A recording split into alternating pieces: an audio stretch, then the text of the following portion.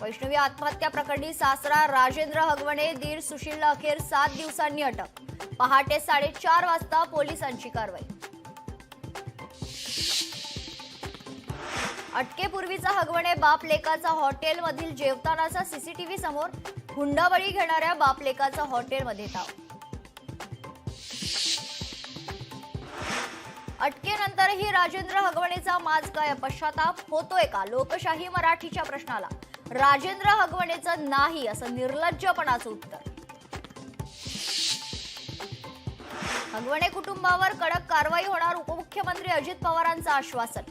संबंध नसताना आपल्याला दोषी धरलं जात असल्याची नाराजी। अजित पवारांच्या विधानाला फडणवीसांचाही दुजोरा। कसपटे कुटुंबाला धमकावणाऱ्या निलेश चव्हाणबाबत धक्कादायक माहिती उघड।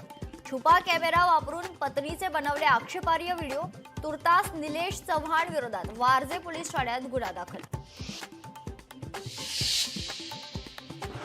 हुंडामुक्त महाराष्ट्र हिंसामुक्त कुटुंब खासदार सुप्रिया सुळेंचा एल्गार। 22 जून पासून राज्यव्यापी आंदोलनाची हाक। वैष्णवीच्या आत्महत्येनंतर आंदोलन करणार। छगन भुजबळांकडे अन्न आणि नागरी पुरवठा खात्याची जबाबदारी धनंजय मुंडेंकडे असलेलं खातंच भुजबळांच्या पारड्यात। मुंडेंच्या राजीनाम्यानंतर भुजबळांची मंत्रिमंडळात वर्णी। मुंबई पालिका निवडणुकीच्या जागा वाटपावरून भाजप शिवसेनेत रस्सीखेच। भाजपचं मिशन 150 तर शिवसेनेचा 100 जागांवर दावा। आर्थिक राजधानीच्या पालिकेवर सत्ता मिळवण्याचा भाजपचा प्रयत्न। 6 जूनचा शिवराज्याभिषेक सोहळा कायमस्वरूपी बरखास्त करा। संभाजी भिडेंच्या विधानानं नव्या वादाची शक्यता। वाघ्या श्वानाचा पुतळा काढू नका, त्याचं राजकारण करू नका असंही वक्तव्य।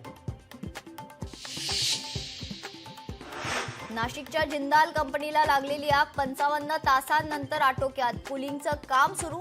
आग नियंत्रणात आल्यानं संभाव्य धोका टळला। अरबी समुद्रात कमी दाबाचा पट्टा। सिंधुदुर्ग जिल्ह्यात 3 दिवस अतिवृष्टीचा अलर्ट जारी। मच्छीमारांना खोल समुद्रात न जाण्याचं आवाहन।